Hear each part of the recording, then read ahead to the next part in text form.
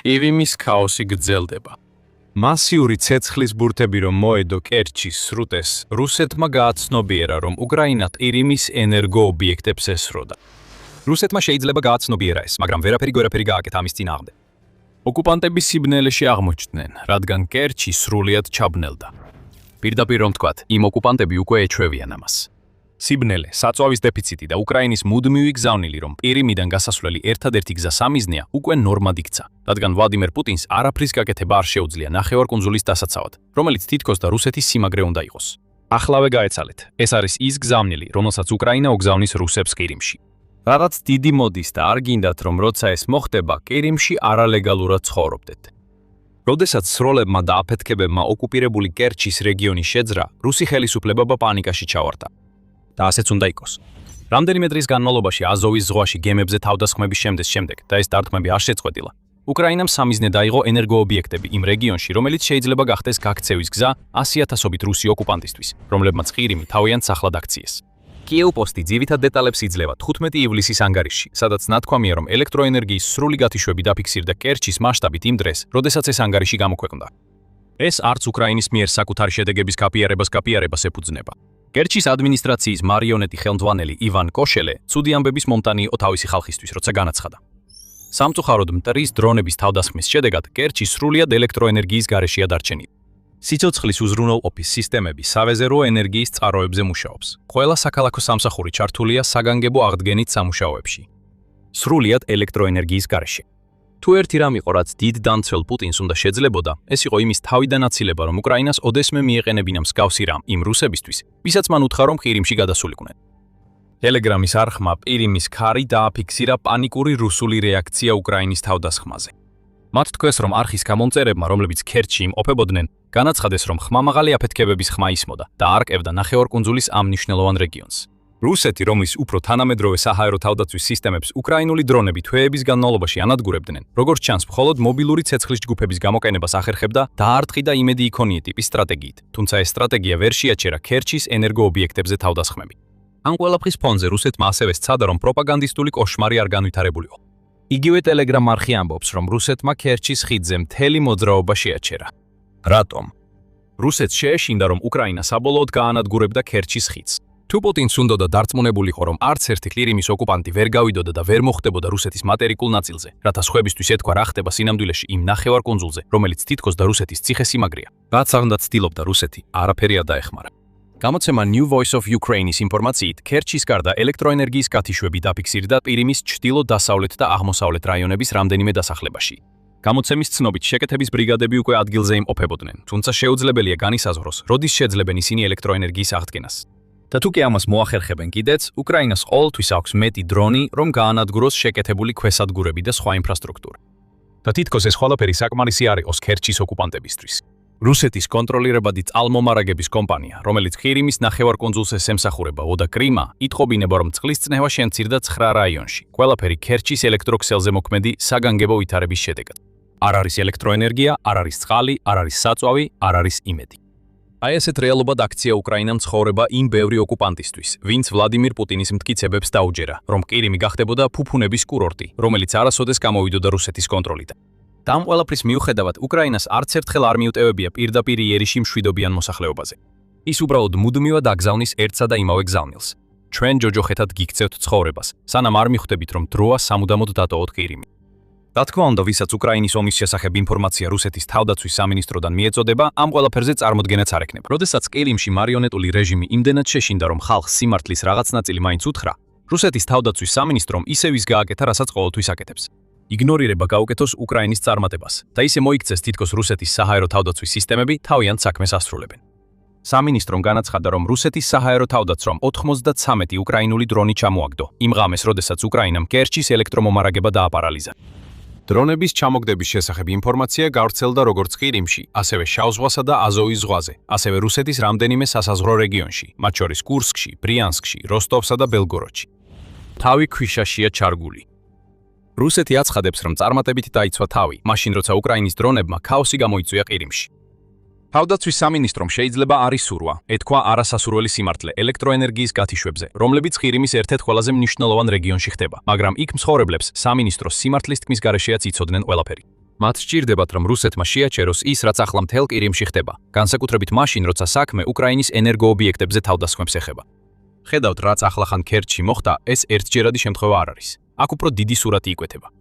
უკრაინა უკვე რამდენიმე კვირაა, რაც ყირიმის ენერგოსისტემას ესხმის თავს, ხოლო სრული კამპანია ივნისის ბოლოს და ივლისის დასაწყისში დაიწყო, იუწყება კიევ-პოსტი. უკრაინამ იგივე სტრატეგია გამოიყენა, რაც რუსული ნავთობგადამამუშავებელი ქარხნების განადგურებისას ჰქონდა. ის ერთჯერადად ურტყამს, შემდეგ მცირე ხანში კვლავ აგრძელებს დარტყმებს და შემდეგ უკრაინა ამ დარტყმებს იმეორებს, რის შედეგადაც შეკეთების სამუშაოები აზრს კარგავს. ჩვენ ეს ვიხილეთ სიმფეროპოლის კომბინირებულ ციკლურ თბოელექტროსადგურზე, სადაც უკრაინის დარტყმის დრონებმა სამ სხვადასხვა საჰაერო იერიში 20 ივნისიდან 25 ივნისამდე მიზნები ზუსტად დააზიანეს. ამ თავდასხმებმა დარტყმების ტალღა გამოიწვია, რომელთა უმეტესობა მიზნად ისახავდა ელექტროსადგურებს, რომლებიც მასიური ქსელის კვანძებია და უზრუნველყოფენ ელექტროენერგიის მიწოდებას ყირიმის მოსახლეობისთვის. ენერგოსისტემაზე დარტყმები და პერიოდული ელექტროენერგიის გათიშვები მთელ ყირიმში უბრალოდ ცხოვრების ნაწილად იქცა ოკუპანტებისთვის, რომლებსაც პუტინის 2014 წლის უკანონო ანექსიის შემდეგ უთხრეს, რომ ისინი რუსეთის რივიერაზე გადადიოდნენ. მაშინაც კი 15 ივლისმა მეტი ტკივილი მოიტანა.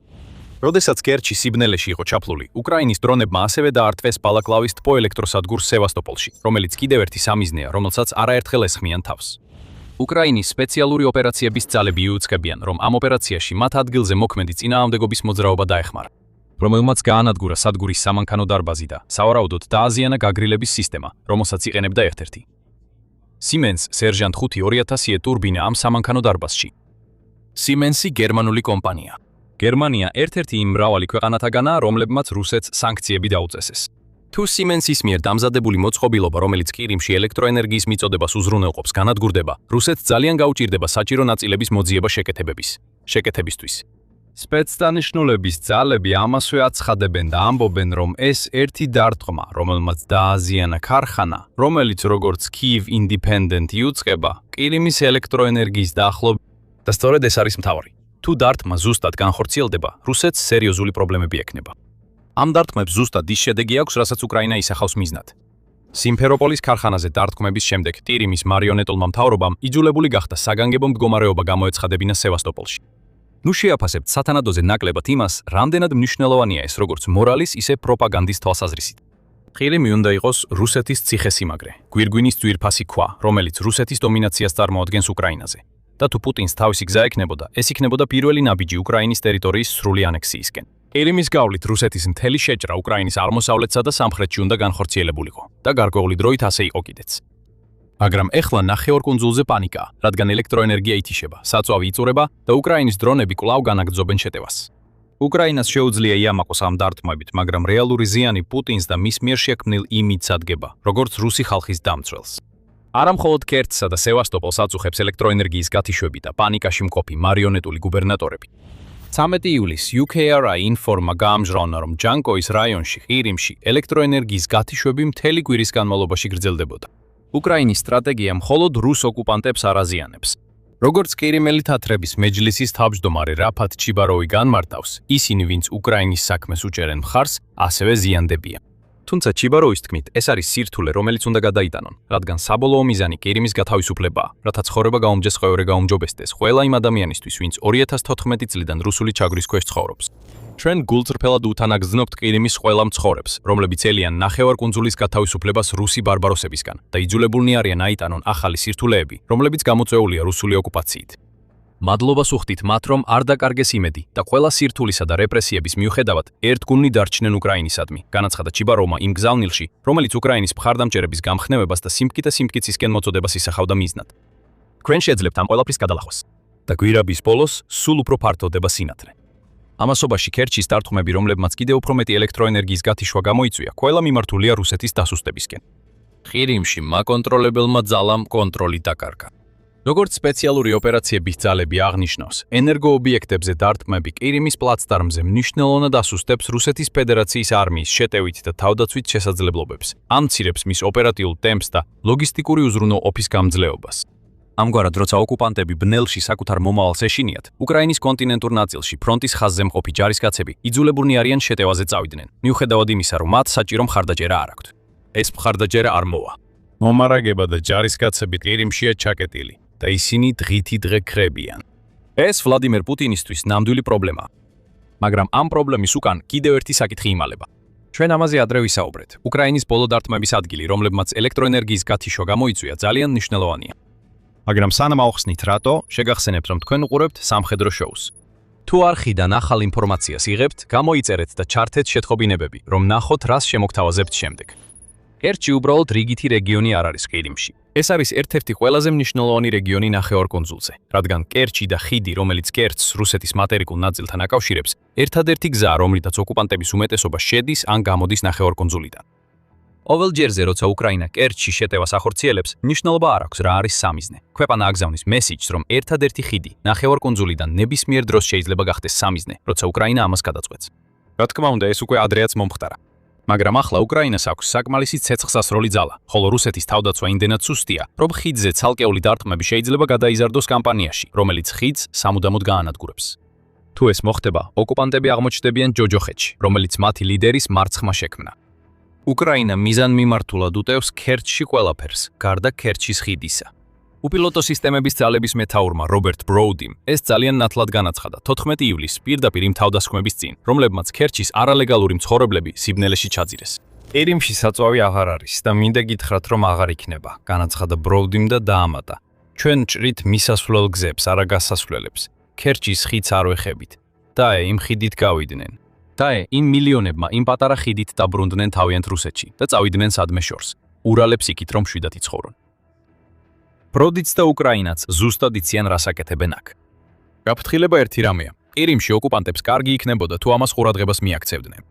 მაგრამ ის რაც უკრაინას ნამდვილად სურს აქ შექმნას, არის ადგილი, სადაც ათასობით ოკუპანტი სასოწარკვეთილად ცდილობს გაქცევას ქერჩის ხიდით. ადრე პროპაგანდისტულ გამარჯვებებზე ვსაუბრობდით. ეს დიდი გამარჯვება იქნებოდა. არაფერი დააზიანებს პუტინის იმიჯს, როგორც რუსეთის ძლიერ დამცველს, ისე როგორც მისი ხალხის ყირიმიდან სიცოცხლის გადასარჩენად გაქცევა. და არ დაგავიწყდეს, ამ ხალხს სადღაც უნდა წავიდეს. ისინი გახდებიან ლტოლვილები ომში, რომელსაც რუსეთამდე არასდროს უნდა მიაღწია. პუტინის რეპუტაციას კიდევ უფრო მეტი ზიანი მიადგებოდა. და ისინი, ვინც ყირიმიდან გარბიან, ყველას მოუყვებოდნენ ისტორიებს უწყვეტი დრონების თავსტასხმების, საწვავის დეფიციტის, ელექტროენერგიის გათიშვების და რუსეთის თავდაცვის სრული მარცხის შესახებ, რომელმაც ვერ შეეძლო მათი დაცვა. და თუ ეს მათ შეიძლება დაემართოთ, ეს შეიძლება ნებლება ნებისმიერ ადგილას რუსეთში მოხდეს. აი ეს იქნება ის გზავნილი, რომელსაც ისინი ჩამოიტანენ. ეს ზეწოლაა პუტინზე. ომი უკვე რუსეთში გადადის. უკრაინა აგრძელებს ზეწოლას. 17 ივლისს კიევ-პოსტმა გაავრცელა ინფორმაცია, რომ უკრაინამ კიდევ ერთი წარმატებული დარტყმა განახორციელა. ამჯერად დარტყმა განხორციელდა სარკინიგზო კვანძზე რეგიონში, რომელიც რუსეთის ყირიმის ლოგისტიკური ქსელის ნაწილია. ამ დარტყმამ ცეცხლი გააჩინა სარკინიგზო კვანძში, რომელიც ახლოს მდებარეობს ქერჩის ხიდთან. კიდევ ერთხელ იგზავნება შეტყობინება. ცეცხლი სულ უფრო ახლოს მოდის, დარტყმებიც ასია. დატოვეთ ახლავე, თორემ ხიდი თავად გახდება სამიზნე. ეს ყველაფერი არ შეჩერდება. ზოგს შეიძლება ეჭვი გაუჩნდეს უკრაინის ქმედებების მორალზე, მაგრამ ხივს გავიმეოროთ, რომ უკრაინა პირდაპირ მშვიდობიან მოსახლეობას არ უთხრამს. ეს პუტინის სტილია, არა უკრაინის. უпростоრად, უკრაინა ამხელს იმ ფაქტს, რომ პუტინი ყირიმს რუს ხალხს ელიტურ კურორტად ასახებს, რათა დაფაროს ის, რომ რუსეთმა ყირიმი გადააქცია უზარმაზარ სამხედრო ბაზად, რომელიც უკრაინაზე თავდასხმისთვის გამოიყენება. ეს მხოლოდ ლეგიტიმურობის ფარისეულური საფარია, რომელიც კიდევ ერთი აგრესიის იარაღს ეფარება. უკრაინის უკვე ყოფილი თავდაცვის მინისტრი მიხაილო ფედოროვი ამაზე ამახვილებს ყურადღებას და აღნიშნავს, რომ კიევი ფაქტობრივად რუსებისთვის სამხედრო ბაზად იქცა, რაც მათ საშუალებას აძლევს გააგრძელონ ჩვენი ქვეყნის სამხრეთის ოკუპაცია და ძალები აღმოსავლეთში გადაიყვანონ. ეს მნიშვნელოვანია გასაგებად, როდესაც ვცდილობთ გავიგოთ, რატომ ესხმის უკრაინა ყირიმს ამ ეტაპზე. ნახევარკუნძული არ არის უდანაშაულო ტერიტორია, რომელსაც საწვავის დეფიციტი და ელექტროენერგიის გათიშვები აწუხებს. დიახ, ასობით ათასი რუსი ოკუპანტი გრძნობს ამ ტკივილს, მაგრამ არ დაგავითვლეთ, რომ ყირიმი უკრაინაში თავდაპირველი შეჭრის პლაცდარმად გამოიყენეს. რუსეთი კვლავ ცდილობს მის გამოყენებას ლოგისტიკურ კვანძად, რათა უკრაინის მატერიკზე მიაწოდოს რესურსები და შეფასებით, ნახევარკუნძულზე დაახლოებით 50,000 ჯარისკაცია განთავსებული. რუსეთის მიერ ყირიმის ოკუპაციაში არაფერია უდანაშაული. უკრაინამ ეს ფაქტი გამოავლინა და აპირებს გააგრძელოს იმ უპირატესობის გამოყენება, რომელიც თავად მოიპოვა. რაც ახლა კიევში ვიხილეთ, ეს ბევრად უფრო ფართო კამპანიის ნაწილია და უკრაინა აშკარად აჩვენებს, რომ ყირიმისთვის რაღაც დიდი მოდის, რასაც რუსეთი ვერ გაუმკლავდება. შეიძლება ითქვას, რომ რაღაც დიდი უკვე მოვიდა. ალ-ჯაზირა იუწყება, რომ უკრაინის მრავალთვიანი შრომის ნაყოფი ყირიმის იზოლაციისთვის უკვე გამოიღო შედეგი. გამოცემა ამბობს, რომ უკრაინას ფაქტობრივად საცეცხლე კონტროლი აქვს ნახევარკუნძულზე, რაც უკრაინას საშუალებას აძლევს ყირიმი კიდევ უფრო ღრმად ჩაძიროს იქ უკვე არსებულ ესაწვალ ენერგეტიკულ და საწვავის კრიზისებში. მარიონეტული ხელისუფლება ვერაფერს აკეთებს ამასთან დაკავშირებით. მიუხედავად იმისა, რომ პუტინი ცდილობს და ხშირად ვერ ახერხებს დახმარების გაგზავნას მოსკოვიდან, იმ ხელისუფლებას არც კი შეუძლია შეადგინოს გრაფიკი ნორმალურ მდგომარეობაში დაბრუნებისთვის.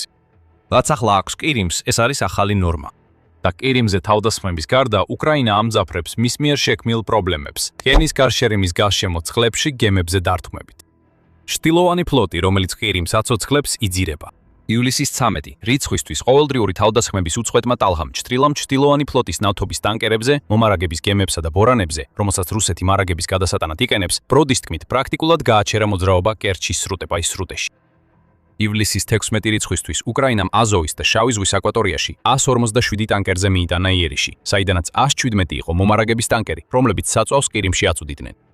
ეს თავდასხმები ემატება ლოგისტიკურ ბლოკადას უკრაინის მატერიკზე, რომელიც მიმართულია გზების, ხიდებისა და სატვირთო მანქანების წინააღმდეგ, რომლებიც მიწისზე და მარშრუტებით მარაგებსა და საწვავს ყირიმში მიიტანს.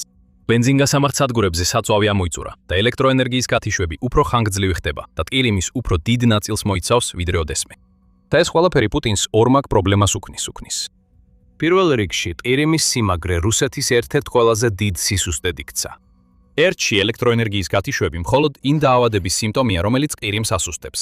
მასობრივი მილიტარიზაცია და ეკონომიკური ინტეგრაცია რუსეთის მატერიკთან ყირიმის დაუმარცხებლობის ცრუ შთაბეჭდილებას ქმნიდა. მაგრამ ეხლა ეს რუსეთისთვის ფულის მჭამელი ორმოა. ყველაფერი, რაც პუტინს შეუძლია, არის ის, რომ განაგრძოს მცდელობა, ნახევარკუნძულზე გაგზავნოს საწვავი, ჯარისკაცები და აღჭურვილობა. როდესაც ეს მარაგები ჩავა, თუ საერთოდ ჩავა, ისინი იზოლირებულნი არიან. უკრაინა მათ ურტყამს. რუსეთი კიდევ უფრო მეტ ფულს ხარჯავს მარაგების გადაგზავნაზე. უკრაინა ისე ურტყამს. მილიარდები იდება ყირიმში და ის მაინც უკრაინის ყველაზე მოწყვლადი ოკუპირებული რეგიონია. ომი, რომელიც ყირიმით დაიწყო, ნახევარკუნძულით დასრულდება. და პუტინისთვის მისი მეორე პრობლემა მის სანდოობაშია. ამაზე უკვე ვისაუბრეთ. პუტინი თითქოს დიდი დამცველია. 2014 წლიდან პუტინი რუსებს ეუბნება, რომ ყირიმი მათია და უკრაინა ვერაფერს გააკეთებს ამის წინააღმდეგ. ყველაფერი, რასაც ახლა ვხედავთ კერჩში და ნახევარკუნძულზე თუ მის გარშემო სხვაგანაც, ამტკიცებს, რომ პუტინი მათ უარაა. როგორც ჯეისონ კორკორანმა აღნიშნა 16 ივლისის Moscow Times-ის საავტორო სტატიაში, ჩანს, რომ უკრაინამ რაღაც ისეთი გააცნობიერა, რაც დასავლეთს თავიდან გამორჩა. უკრაინას აბსჭირდება ხვალვე გაათავისუფლოს ყივიმი, რომ პუტინი დაასუსტოს. თუ უკრაინა შეძლებს თანმიმდევრულად გაზარდოს ნახევარკუნძულის დაკავების სამხედრო და ეკონომიკური ხარჯები და ამავდროულად გაანადგუროს მისი მიმზიდველობა, როგორც რუსეთის საჩვენებელი კურორტი, ყირიმი აქტივი აღარ იქნება და ტვირთად იქცევა. ყოველი საწვავის დეფიციტი, გაუქმებული შვებულება და დაზიანებული საწყობი ნელ-ნელა ანგრევს იმ სახეს, რომელიც პუტინმა რუსებს 2014 წელს მიხრიდა. და სწორედ ეს არის მთავარი აზრი. ოკუპანტებს, რომლებიც მხოლოდ უყურებენ, როგორ ითიშება შუქი და როგორ შრება საწვავის ტუმბოები, ტყუილი შეასაღეს. ახლა ისინი ხედავენ იმ ტყუილებს, რაც პუტინმა უთხრა, თუნდაც ამას საჯაროდ არასდროს აღიარებდნენ, შურისძიების შიშით, მაგრამ ეს უარყოფა შეუძლებელია. ყირიმი უნდა ყოფილიყო პუტინის გვირგვინის მარგალიტი. ახლა ის რუსი ლიდერის ყელზე მარ ოჟად იქცა და პუტინი ამ მარ ორს ვერ მოიშორებს ისე, რომ რუსეთის ნამდვილი სისუსტე არ გამოაჩინოს. რაც შეეხება კერჩს, ელექტროენერგია გათიშულია და დარტყმები გრძელდება. მაგრამ ხიდი ჯერ კიდევ დგას, სანამ უკრაინა ამის უფლებას მისცემს. რამდენ ხანს მისცემს უკრაინა ოკუპანტებს გაქცევის გზას, ახლა მთავარი კითხვაა. პუტინის სიმბოლიზმს მხოლოდ გარკვეული ძალა აქვს. ქერჩის ხიდის დაბლოკვა, როგორც რუსეთმა ქერჩის დარტყმების შემდეგ გააკეთა, მხოლოდ მეტრის სხვას გამოიწვევს. ქაოსი ყირიმშია და ეს ქაოსი განთავისუფლების გასაღებია. ჩვენ ამ ვიდეოში ერთ დარტყმასა და უკრაინის სტრატეგიის ანალიზს შევეხეთ, მაგრამ იმისთვის, რომ ნამდვილად გაიგოთ, რა საწყდებიან ოკუპანტები ყირიმში, მეტი ინფორმაცია გჭირდებათ. გაცილებით მეტი. და ეს ყველაფერი გვაქვს ამ კომპილაციურ ვიდეოში, სადაც ვამხელთ პუტინის ყირიმის კატასტროფის ნამდვილ მასშტაბებს. უყურეთ ამ ვიდეოს დღესვე, რომ ნახოთ, როგორ ინგრევა ყირიმი და შემდეგ გამოიწერეთ The Military Show, რათა არ გამოგრჩეთ ჩვენი ყოველდღიური გაშუქება უკრაინის ომის უახლესი მოვლენების შესახებ. მადლობა ყურებისთვის.